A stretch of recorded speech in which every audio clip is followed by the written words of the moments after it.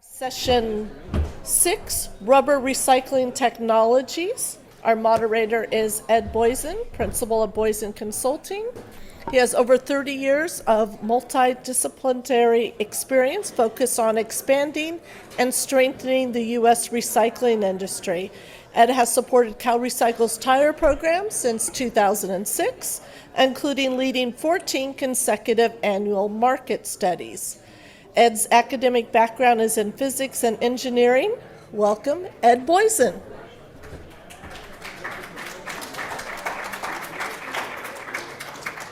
Okay, bear with us, everybody. It's 4 o'clock. 1 hour from now is the reception. There's going to be a bar set up if you're interested in that kind of thing. It's been a good long day, great session, and we have one more to go. This one's going to be great as well. We're going to delve into devulcanization technologies. And hang in there with us because we're really going to break your crosslinks. That is a devulcanization joke. Okay, we're going to break your crosslinks. Try this one. We're really going to get devulcanized. We're all going to get devulcanized. But don't worry, we're still going to live long and prosper. You know, I don't do good at jokes at parties either. So, but jokes are good, though. But I did get you guys to settle down. So I feel like that was a total success.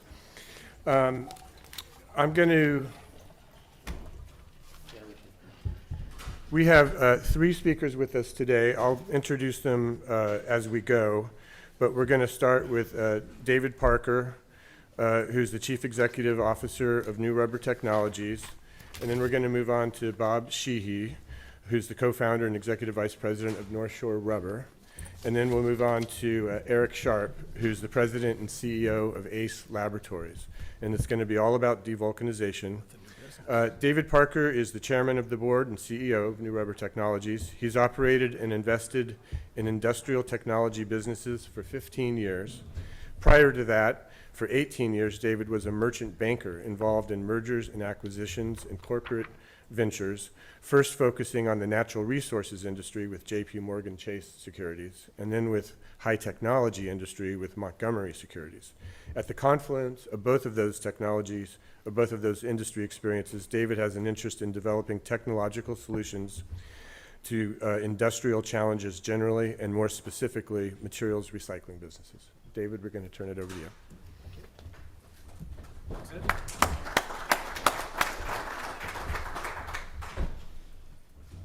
Good afternoon, and thank you for sticking around till the end of the day. The first slide here intends to make the point that there is a very large challenge that we all have that I think others have made mention of here earlier today, and that is that tire generation is outstripping recycling modalities. And because tires are anywhere, depending on whose statistics you believe, are anywhere from half to 2/3 of rubber production, or rubber consumption, if you will. Thank you. Of the total, unless ultimately rubber goes back into tires, it's going to be very difficult to get that mismatch in growth rates to homogenize.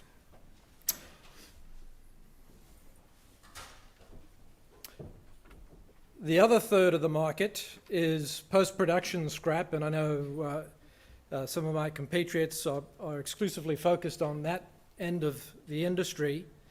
It's a part of what we do as well, but there are lots of different types of polymers that are out there, more rubbers than just go into a tire.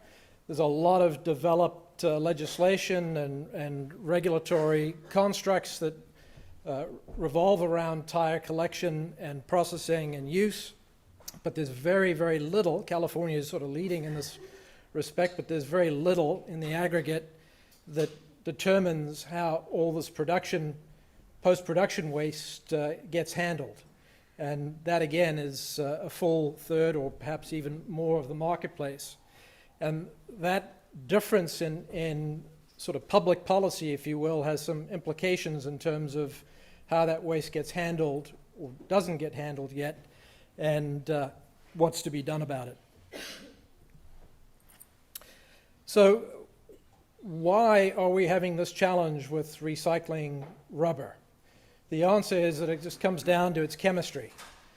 Rubber starts its life as a superviscous liquid, and Charles Goodyear discovered that if you impregnate it with sulfur and put it under heat and pressure, it creates a solid, makes us the very useful material that you all conceive of in all the products that we use every day, but it makes it a more difficult material to recycle. And there's obviously an enormous industry that's grown up around recycling rubber, but relative to the original material, it's a small portion. A little more on the, let me just describe it using an analogy which might be helpful, and I realize I'm talking to people with different knowledge bases in the audience. Think of rubber or waste rubber tire like a loaf of bread. What granulation does is it turns that loaf of bread into breadcrumbs, and what I'm here to talk about today, and some of my colleagues are here to talk about today, is a subsequent technology that can be applied to that crumb feedstock, if you will, and that's the ability to take that crumb and turn it into, think of it as a little blob of dough, and then ultimately to aggregate those blobs of dough and turn it into a sheet that can be then returned back into an oven and revulcanized a second time, turned into a solid a second time. From a technical perspective, well, before getting to the technical perspective, it's worth noting that while the ability and the addressable market for recycled rubber is small because of this challenge of reverting back into a liquid state to be able to then return to a solid state the second time around and retain the properties that one's looking for in the original application, it's worth noting that there is another technology out there that's used offshore, largely in Asia, and many of you have heard of it. It's called rubber reclaim. It's a process that has high thermal content, some very nasty chemicals, carcinogenic chemicals, requires pressure in many cases, which the combination of that heat and pressure requirement leads to VOCs and effluents and all sorts of Nazi stuff, which makes it illegal to conduct in North America or Europe. That being said, China produces about 15 million tons of it a year. Compare that to some of the numbers that Ed shared this morning in terms of total tire production here in the States. It's a staggering amount, and that rubber, a very significant portion of that, comes into North America in the form of molded goods or extruded goods or other rubber products that we all consume.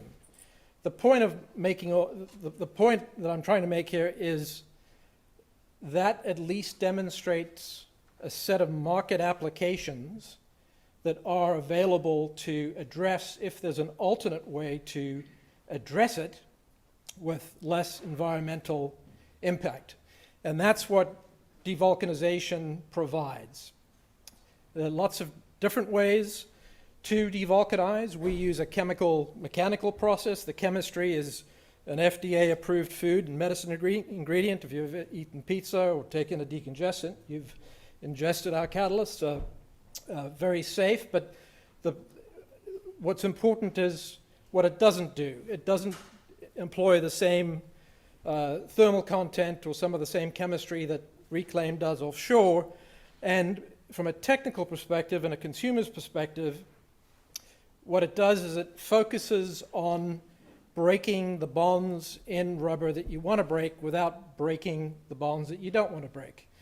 They all have different covalent bond energies between those bonds, so you can actually target with a level of energy input.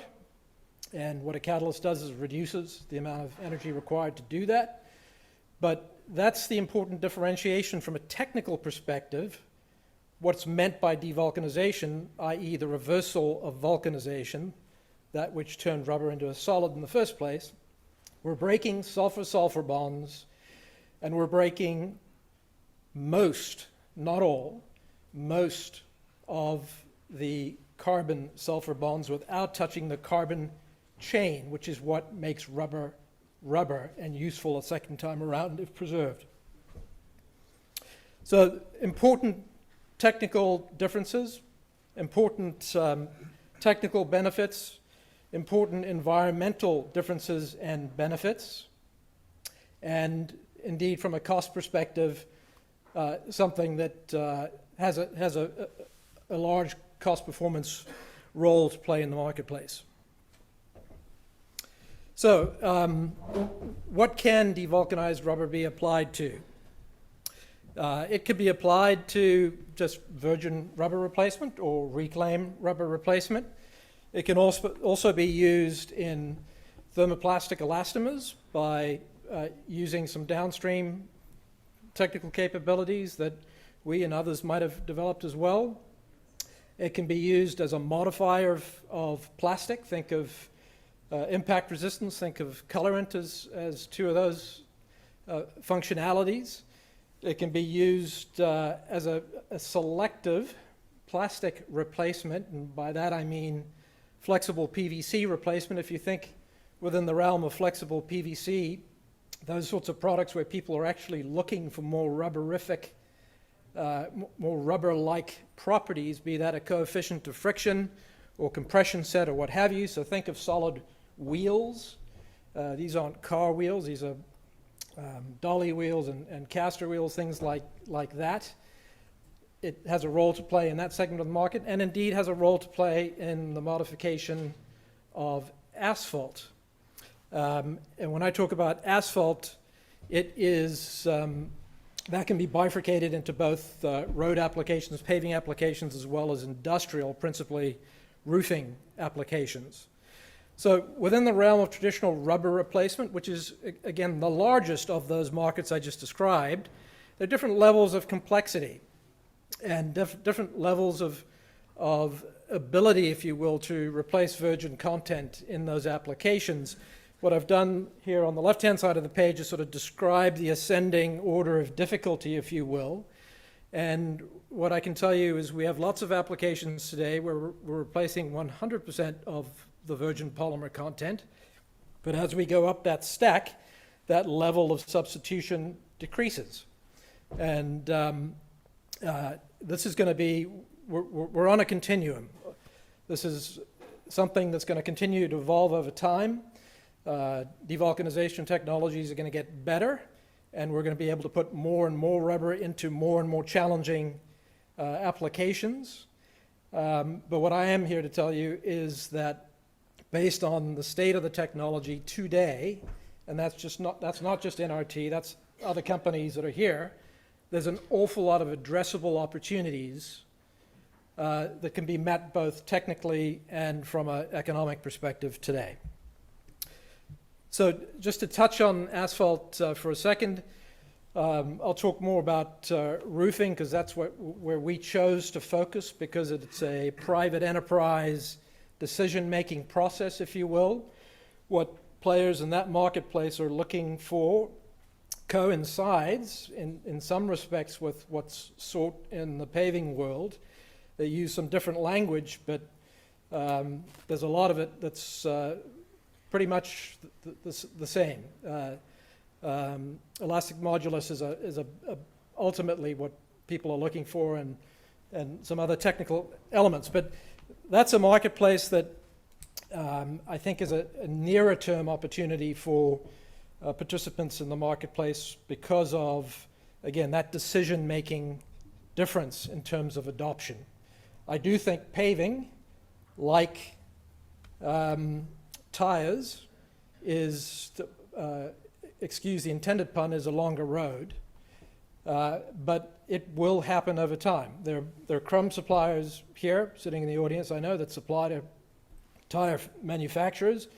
It's just a question of how much of the content of that tire is actually getting replaced. So devulcanization is a technology that opens the door to additional levels of participation. I will say, within the asphalt realm,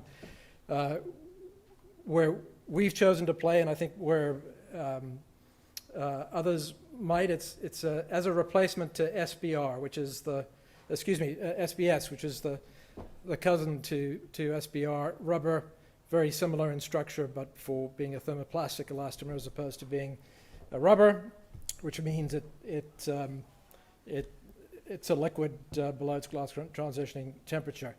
Above its glass transitioning temperature. So lots of applications available today, which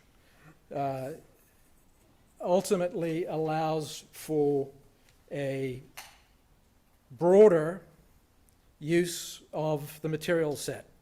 There's lots of value to be created, and it is being created by lots of people in this room. There are other things other than technology that create value, i.e.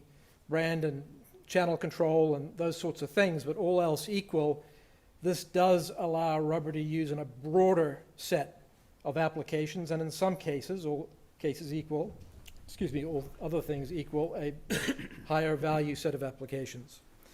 Closed loop recycling is certainly a different modality that I think we're going to see over time. We do take post-industrial waste, but we are diverting it to alternate uses. And as this industry matures and capital formation happens and we can put big dedicated plants next to big producers, you're going to see a lot of closed loop recycling because it has a lot of appeal for a lot of different reasons. Devulcanization, I'll conclude by saying that devulcanization is necessary but not sufficient to drive this much broader adoption that I'm describing. Part of that is a reformulation capability, which today largely resides within compounders and vertically integrated end customers. We've pulled that in-house. We've decided that vertical integration is really important, that because of the imperfection, the deficiency of devulcanization versus a virgin polymer, it's important to take that next step and figure out how to compensate for it so that you have a material that has the technical capability and the cost performance capability for that solution set. So, and the last piece of, I think there are a lot of other ecosystem things that need to happen to drive that broad adoption. One of those is, and I'm starting to hear it from customers, they're realizing that, and I've heard one recent customer say it this way, he said, we understand we have to now design for recyclability. I'll give you a quick example. Door seals, window seals are often attached to metal. If a company uses a elastomeric adhesive, then there's no contamination and you can recycle. There isn't an issue from a devulcanization perspective, it's a contamination issue. So things like that. That's the sort of adoption that needs to happen in the broader, the broader industry around us. And we look forward to engaging with folk to see that happen. Thank you.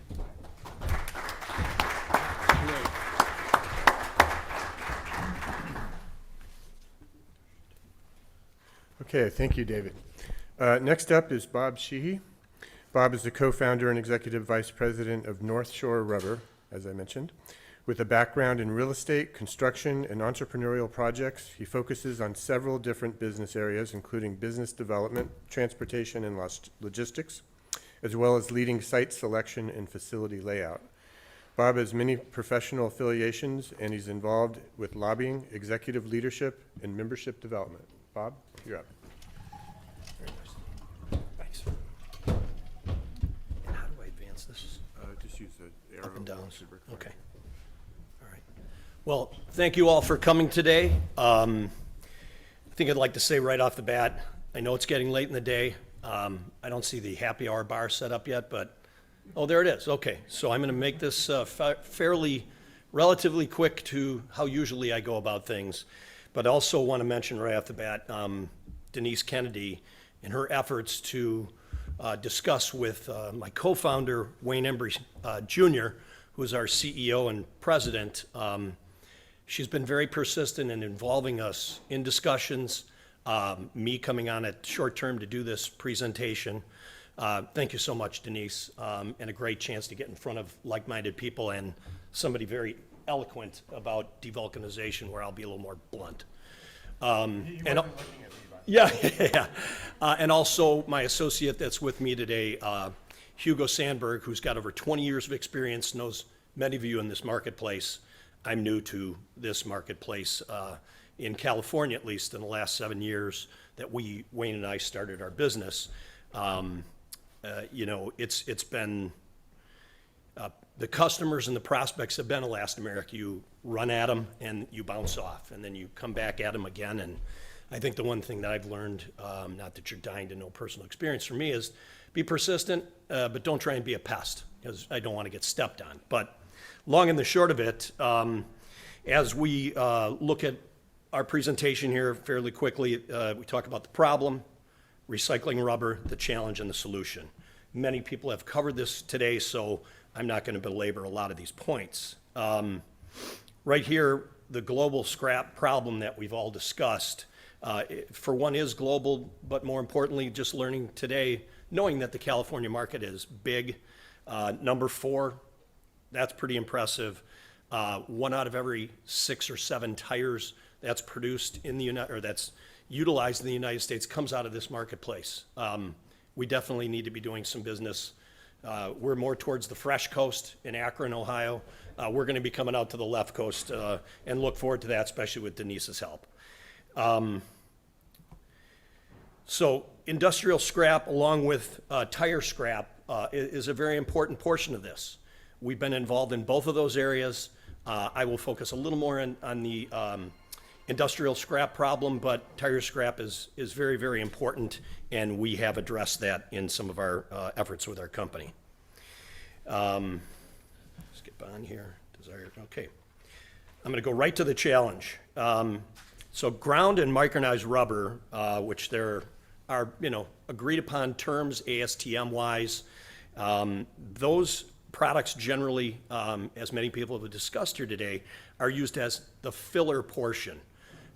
They come in, they need to be reused, and they have qualities that are very, very useful, but they're generally added in as a low percentage, trying to replace materials that are either of the same low cost or also have just enough quality to come into the market and come into the product, excuse me. Some of the ways that is created, David talked about that.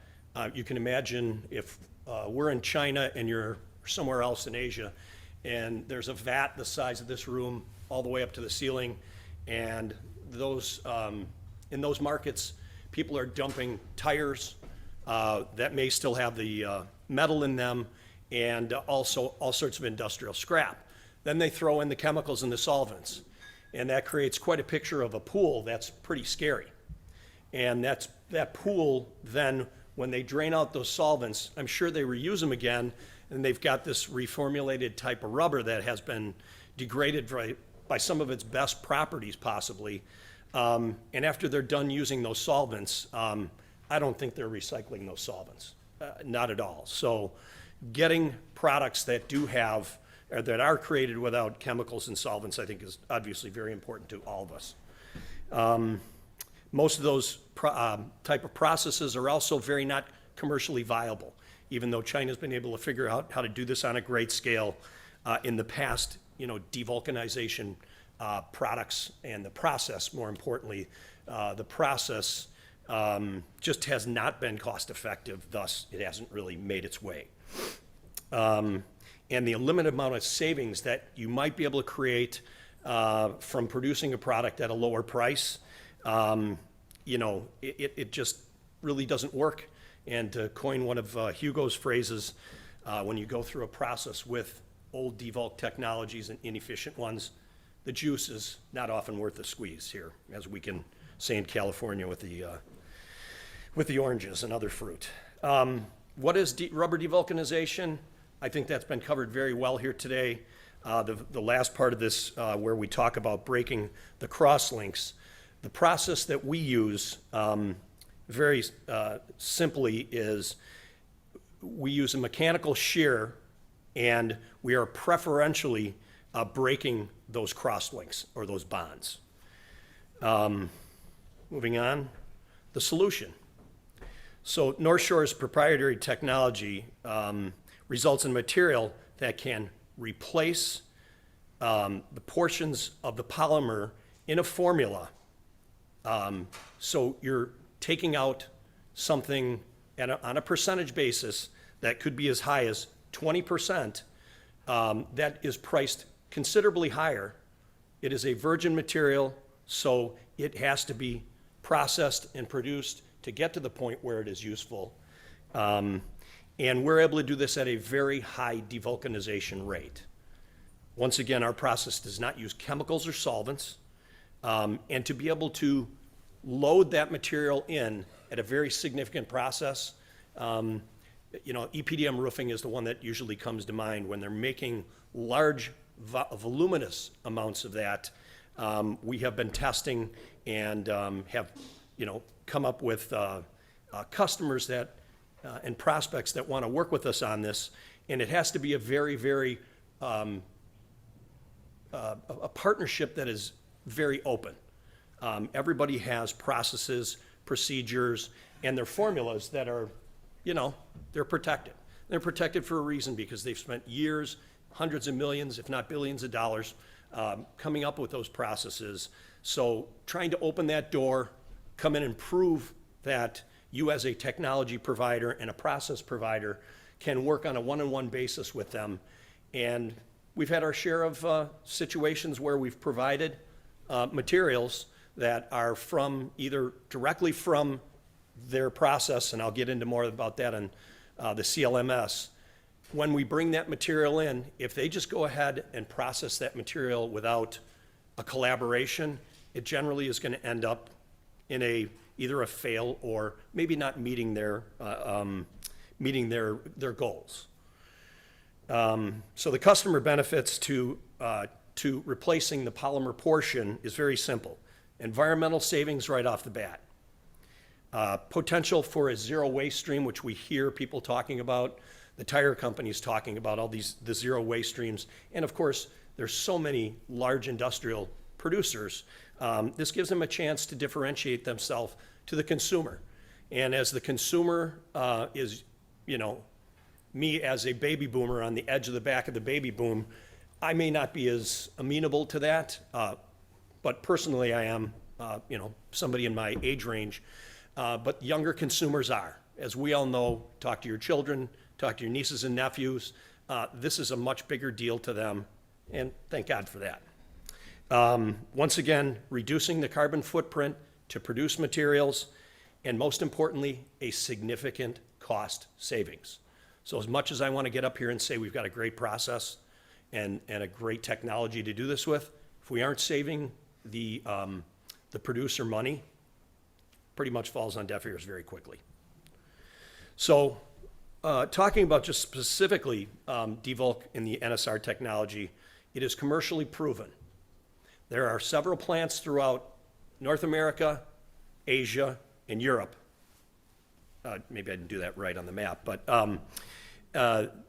there has been material going into OTR tires for quite a bit of time now. It's commercially proven. Once again, at a high devulcanization rate.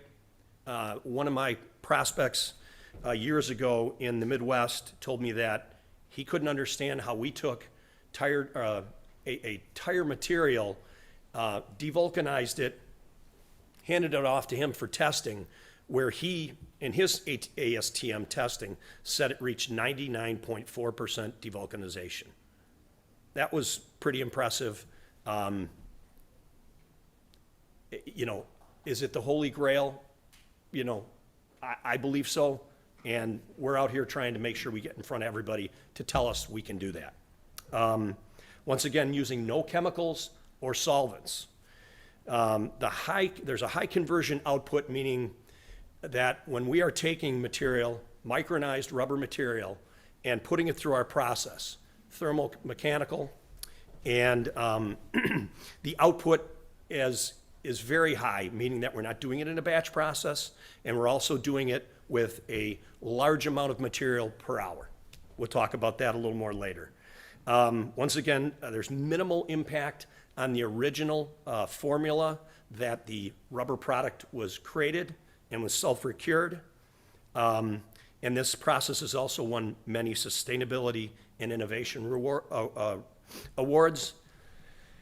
And I can stand up here and tell you this is, it's been an exceptional experience in my career, but we are still a process, and we are still doing things that, and now I'm going to forget the terminology. It's as groundbreaking as it is, it's also, you are really trying to change somebody's thought and their mind pattern on this. So that is always a challenge, and the word I'm looking for is disruptive.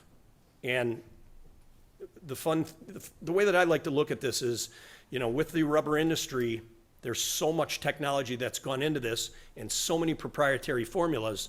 I'd like to kind of use the pun that a lot of these companies are very elastomeric when they talk to you, but when it comes to the rubber meeting the road, it's still a disruptive technology, and there's still that thought process of, well, we have to protect ours, and you know, change is going to be hard to do.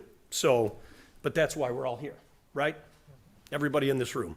Lastly, the processes that we are working with, they're ISO 9001 certified and certified into the facilities. So that takes a while to do.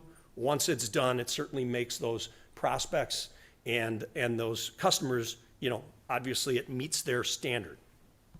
Let's move on here. Okay, as far as polymers, and next I have case studies coming up, but some of the polymers that we have created, and we use the term TDP differently. We call that a tire-derived polymer. So right now, North Shore has several sustainably produced tire-derived polymers, one of which is called TDP-B. And the B signifies what the material mainly is in there, or is in there. And it's a 100% re-engineered rubber master batch compound that we worked with partners technically to create this. And it's made from truck or bus tire. So that is a very, very valuable commodity in the marketplace. For those of you that are collecting that material, the truck and tire buffings are very great to work with. You don't typically have the problem of trying to break down the whole car tire, where you have fiber in there that people generally don't always recognize, but obviously we have the steel belting that is in there. And secondly, the TDPC is a 100% re-engineered rubber master batch compound made from whole passenger tire. So in that process, we obviously have to remove over 95% of the metal material that is in there from the steel belting, which makes it a little tougher to find, a little tougher for your supplier to bring that to you, and to manage that. So there's obviously an abundant feedstock. That kind of speaks for itself. 300 million plus tires just here in the United States. To get to some case studies, we've developed over the 7 years we've been in business, working with many different customers from many different industries, you know, trying to find out what is their waste stream. I'll talk about that a little more in CLMS. And we've done some studies and put together proprietary polymers without sacrificing the performance that they need. They have ASTM standards, and some of them, quite frankly, have standards that have been around for 20 years. And when you ask them when was the last time you tested what your supplier is providing to you, what's going in there, as we know that every company has to bring down their costs year over year, most of them very successful at it, thus they sustain their ability to stay in business. Sometimes that standard isn't their standard is a little more flexible. But when we're trying to go up against that right away, we're trying to meet and exceed that standard, which we do. And some of our quick examples are OTR retreading, conveyor belts, which we've created a proprietary conveyor belt material and looking to make better headwinds into that marketplace. SBR molding, EPDM molding, which is in just a huge variety of products, and then EPDM roofing, which is one of the things we're very focused on. Very quickly on our CLMS services, the closed loop manufacturing service and closed loop manufacturing in general has grown quite a bit in the last 10 years. You know, once again, a very simple example of that is if somebody is making, with some of our customers are making EPDM roofing, they're rolling out this material, and on the edges, they're typically cutting off the edges to make that square, so that when they line it up against the other piece, when they're going across that roof, they want that to fit as perfectly as they can. When that material drops to the floor, quite frankly, you know, people look at that what I call post-production scrap as, you know, now what do we do with it? Well, as these businesses mature and as they grow, and as they have to, by outside forces, you look at their corporate publishings that they say they've got to meet some standards to do something with that. The easiest thing to do is have somebody else come pick it up for free, or maybe you sell it off for a couple cents a pound and it's out your door. Hey, now I'm done with it. Well, that's harder and harder to do in today's world. So we like to go in, help evaluate the waste stream that they have. Does this fit with us? Most importantly, is it a sulfur-cured product? Because that is the basis behind the most effective part of our process. We design a program with them to collect that material, say from the shop floor, try not to mix it with anything else, and if they have a specific formula for their product, which all of them do, we take that material, we micronize it to our specification, run that through our process, and then we're bringing it back to them and selling it back to them at a reduced cost versus the replacement of the virgin materials that they have. So I hope I've painted a clear picture on that. And most importantly, when you do that, you're taking their scrap stream, putting it right back in, and they can blend that back into their product, displacing it 20, 30, 40%. Maybe they start out at 5 to 7%. Even at that small amount, the percentage of savings to them is large. And money talks, as we know. So creating a true closed loop system, you know, maybe one of these manufacturers might say, well, I'll test this. I'll bring this product back, this CLMS product that is mine, back into my process, but I'll create another product line that'll say green roof or green tire or, you know, something of that nature. If they're as clever as the people that created tire-derived fuel, TDF, now that to me, there's a marketing gimmick right there. Hey, feel good about it. Let's burn it up. Tire-derived fuel. God bless them. So once again, some competitive advantages for our process is the high integration rate of, once again, very specifically, we're not a filler. We're not looking to be a filler. We're not priced as a filler, and we won't become a filler for somebody. That doesn't make any sense. The lower material costs versus virgin rubber, I hope I've made that point. It meets all applicable ASTM line call-out safety standards, and once again, the low carbon footprint. The sustainability slides that we've seen up here, especially from like Pirelli, where they show these processes in depth, it's you know, great to go out there and explain that to people. When you really do see that in a chart, it's amazing what they look like. So, in summary, let's see, what haven't I covered here? I think I've been over this 3 or 4 times. I tend to repeat myself, but you want to make sure you're getting your point across. Trying to be cutting edge with any technology, that's great. Getting those and finding those early adopters, I hope we've got plenty of them in the room, whether it's somebody that you know, whether it's your company. We're here to spread the love just like you are, and the facts, and get the job done here. So I think that's about all I want to share. Both Hugo and I are here for, you know, the rest of the conference. Look forward to one-on-one discussions and any questions that might come up, and thank you again for your time.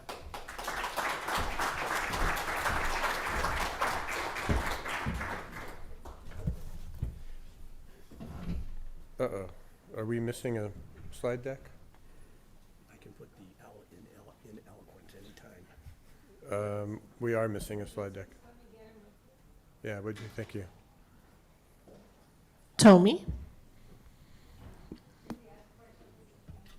Yep. Yeah, why don't we see if there's a couple questions. We have one more presentation from Erick Sharp, slightly different perspective.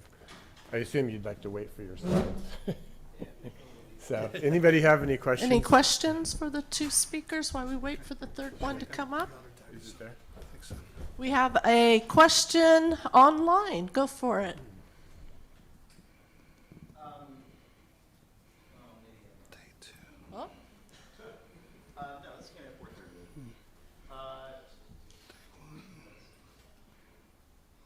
Oh, This comes in from Kelly Moran.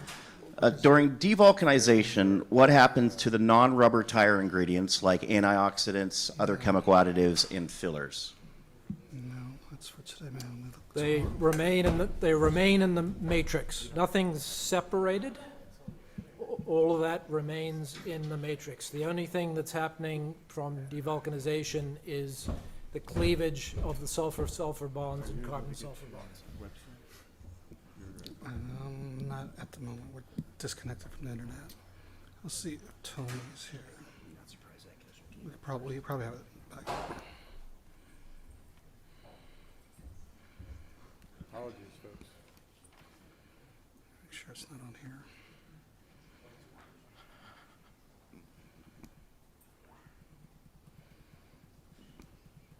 It's not this one. Okay. Give me 2 minutes. I could probably. Okay. I have a question. I'm just curious, we've talked a lot about earlier today about California's business environment. There's been other discussion about the need for supply and markets. I'm curious, when you guys look for the ideal conditions to grow devulcanization, what does that environment look like? What's most important to make it a particular location and the particular conditions? Is it the market, the supply of tires? What are you looking for, and how bullish are you about the future for devulcanization at a broad scale? And any one of you guys who'd like to take that would be fine. Dave? Yeah, I think a lot of the considerations are the same for the producers of crumb. You've got to be near the tires, and you've got to be near your customers, and so you've got to be in a ecosystem that has that's servable from a logistics perspective, and that includes regulations from state or provincial authorities. It's I think a lot of the same considerations many of you go through every day. I would also say this is just a great example of the public-private partnerships right here at CalRecycle. Wayne and I, my CEO and I, have been talking about this for quite some time, and I don't think there's anything like this in the U.S., not even close. And I've also been interested in the fact that the first two technologies that we have worked with have also come out of Canada, where you have the provinces, especially Ontario, putting their money where their mouth is. Large amount of waste tire up there and OTR tires, but how CalRecycle is going about this and the breadth of what they're providing, it's way beyond anything else I've seen. And in the other 3 or 4 markets that I've been in my 35-year business career, it's extremely impressive. I don't mean to gush about it, but private-public partnership, in all the years I've lobbied in construction, retail building, business to business, this is pretty exceptional. So, looking to California, literally like the next step from Europe, the rest of the U.S. sometimes needs to be pulled into this. And, I'm from the Midwest. Sometimes we're a little stodgy there, a little slow to react, but California, maybe as I was growing up, I looked and I say, well, gee, some of those fads and things they have going on there, that's kind of interesting. but this is not a fad. You know, what is happening in this California market, and the friends of mine that have moved from the Midwest to California, Oregon, Washington, or excuse me, Oregon, you know, it's impressive what the mindset out here and the ability to drive companies. I can tell you North Shore Rubber looks forward to being out here. All right, thanks, Bob. All right, we are ready. Eric, thank you for putting up with that. Erick Sharp is the founder and CEO of ACE Products and Consulting. Founded in 2015, ACE provides accredited testing and development services to the rubber and silicone industries. Erick has 18 years of experience in the rubber industry, previously holding key roles with Lauren International, EdgeTech UK, and Portage Precision Polymers. His work has been featured in industry publications, and he has presented his research globally at technical conferences. And he has a passion for innovation, technology, and developing the next generation within the rubber industry. Erick, it's all yours. All right, I'll try to go quickly. I know the alcohol is ready, and I'm what's standing in between you guys here. So, so a few updates. I should actually update my bio. I always forget about that, but we did update our name now to ACE Laboratories as we put our focus on there, and celebrated my 20th anniversary in the industry in September. But as far as some of the things we do, just so you get an understanding of the perspective of what I'm delivering today, we are an independent laboratory. So, you know, everything we do is as a third party, so we have no bias in this.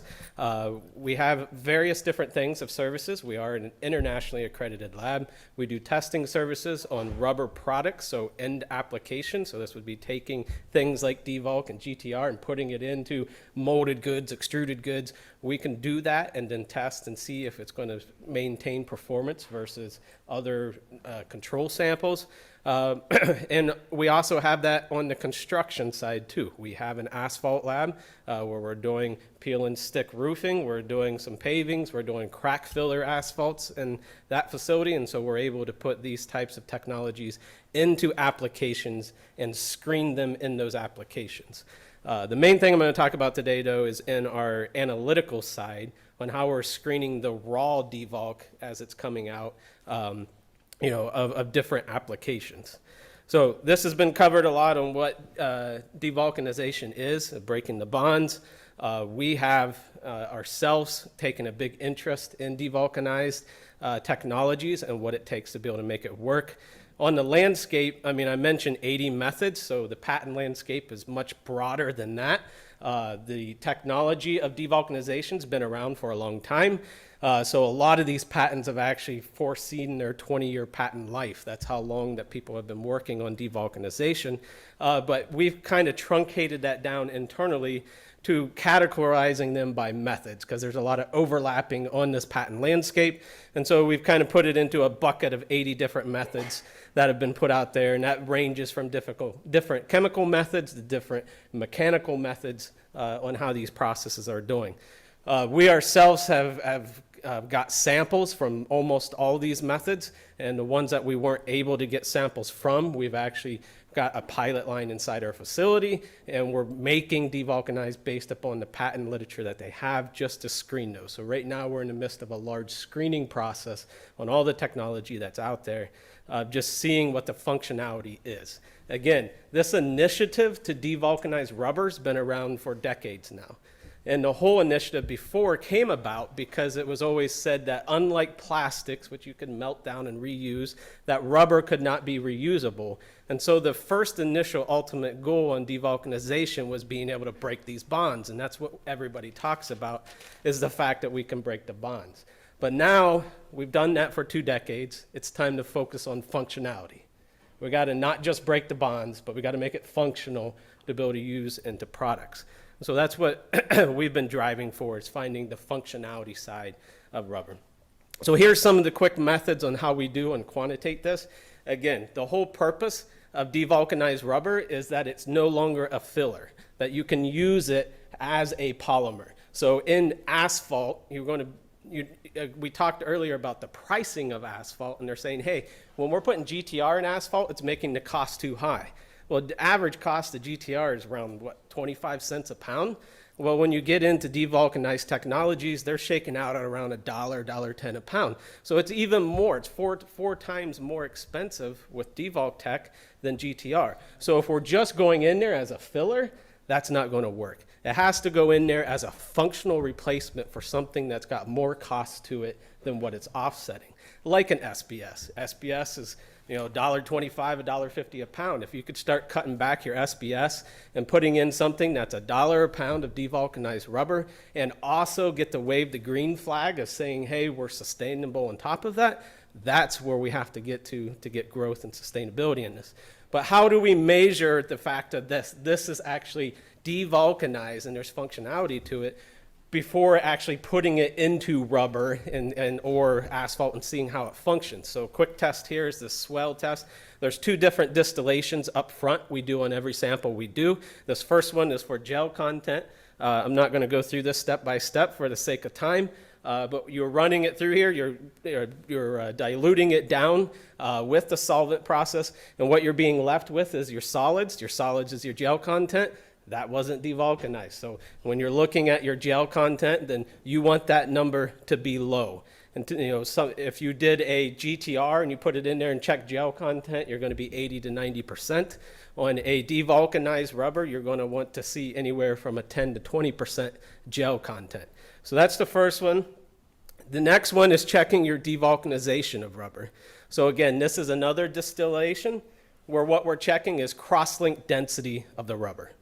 And so what you really want to do is run this test where, again, you're doing a distillation, you're measuring the amount of swollen piece of the material, running your calculation, the weight of the dry rubber by the density of the dry rubber. You're telling how much of the solvent did it absorb. That's giving you the quantitation of your cross-link density.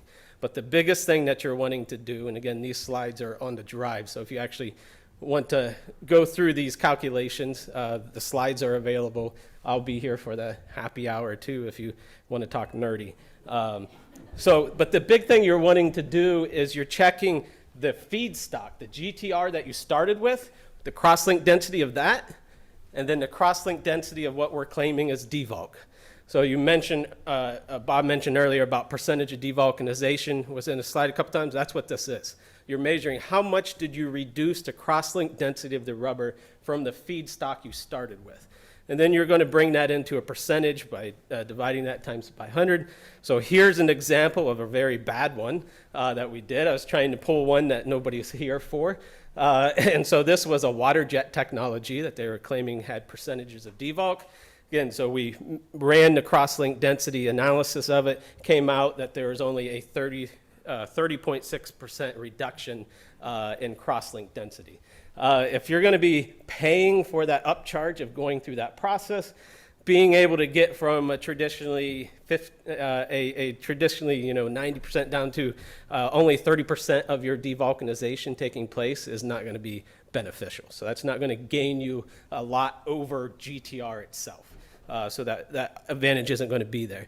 Typically what you want to see for the percentage of devulcanization is to be above 80. That's a really good place to be.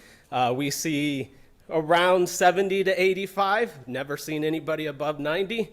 Almost impossible to get above 95 just because of the content that's inside of the rubber.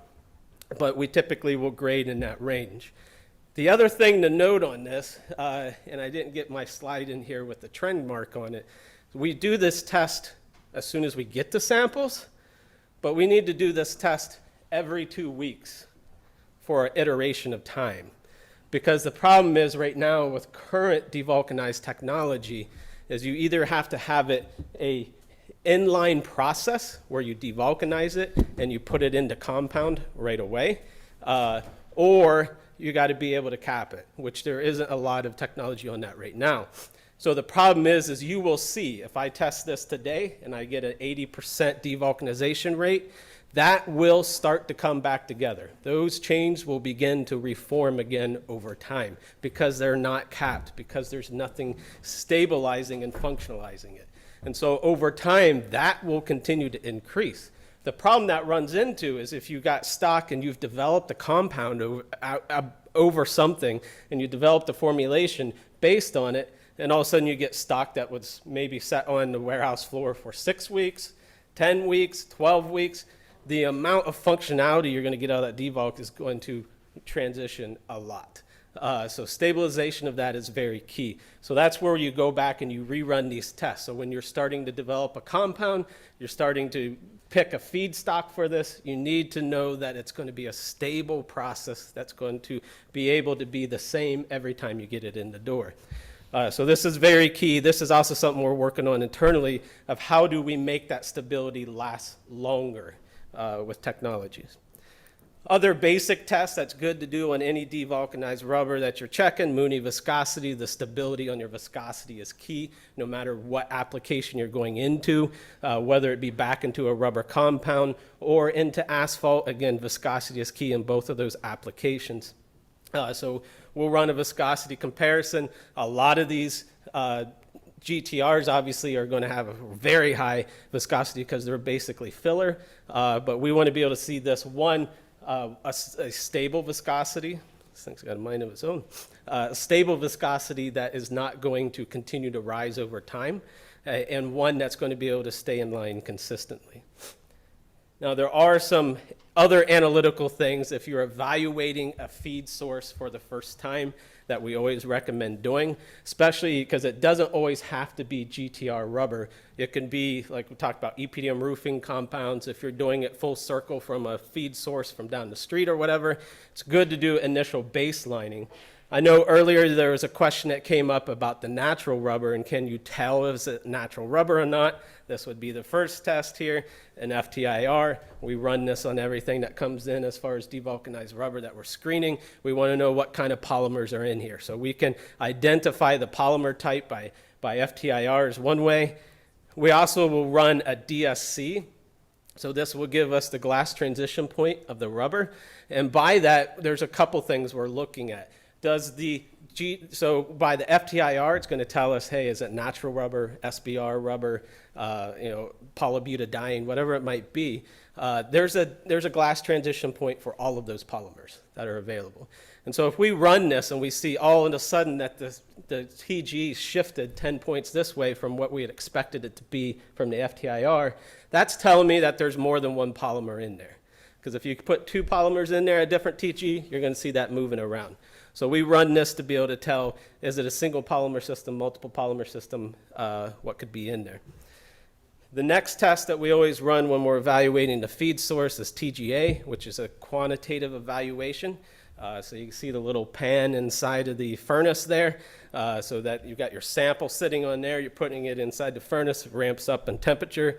Everything has a volatilization point, so it's burning off, it's weighing the amount of weight as it burns off. So we know that, hey, these types of polymers, EPDM burns off at 400 C. So when I see that drop down and it says, hey, we got a 23% drop in weight at 400 C, I know there's 23% EPDM in there. Carbon black burns off at 600 C. So when I see that 30% drop at 600 C, I know how much carbon black's in there. So this is how you're getting the quantitative, and here's an example of that, a quantitative breakdown. So that green line there is the weight drop as it's going across at the different temperatures. And you'll get your residual content as well.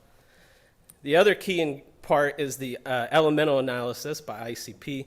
This is important for a couple reasons. One, you always want to look at your sulfur content and your zinc content. So this would be your total sulfur content, and then the zinc content that's residually staying over. So if you're taking, again, even if you're doing GTR, this is a good test to do, because you're putting zinc and sulfur back into the compound, and so it's good to know how much is in there, because sometimes if you're putting high amounts, which you would be doing by devulcanized rubber, back into a compound, you need to be able to substitute out some of that. You're not just going to throw it in for the polymer. As we saw on this TGA, there's only 34% of this compound is actual polymer.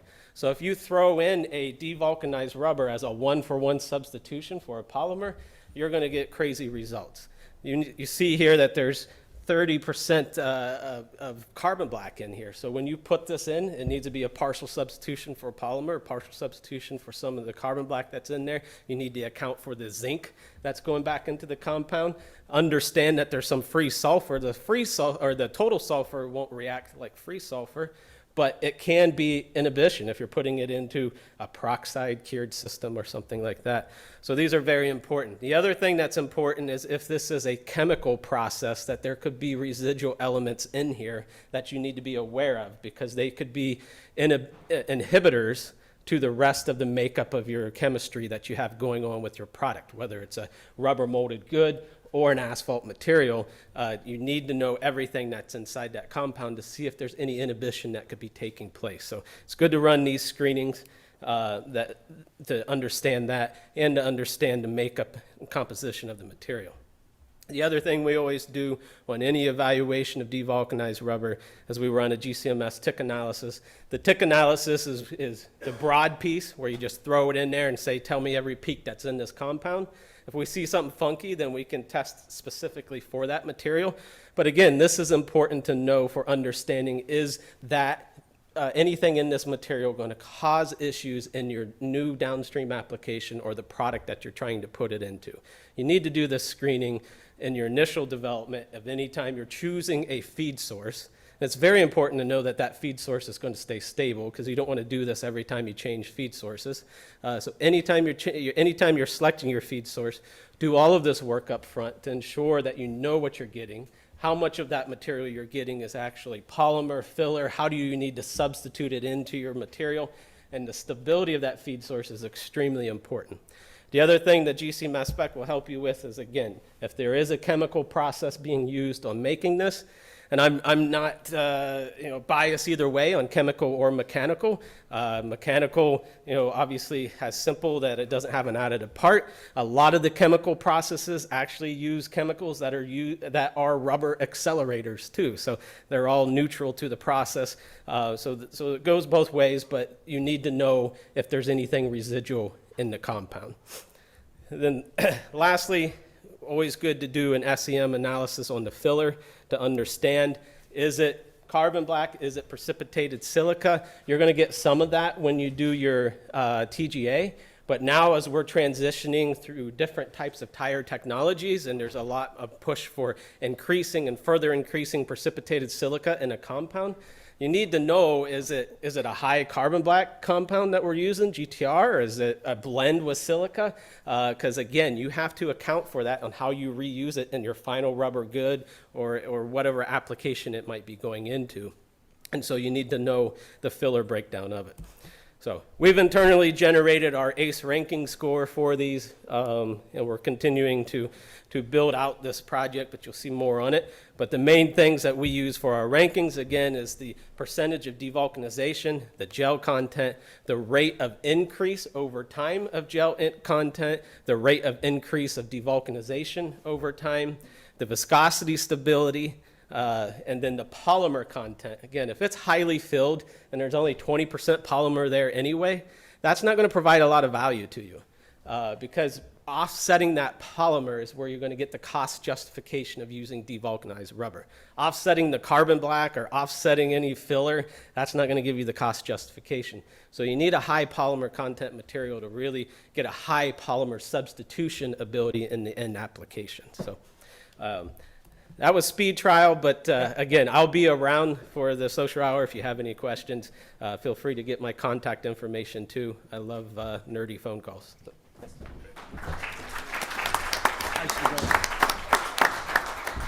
So do we take a question or We'll two? take one question. Who has a question? Do we have any questions online? No? Well, Looks like everyone wants to head to the reception. price you Let's pay for thank being Ed last, and his but that was great. speakers That was today. really good. They'll be around if you have any questions. I'd like to, on behalf of CalRecycle, invite you to our networking reception. It'll be in this room and outside. We have food and there's a bar over there. And thank you for joining us for day one, and hopefully we'll see you tomorrow for day two.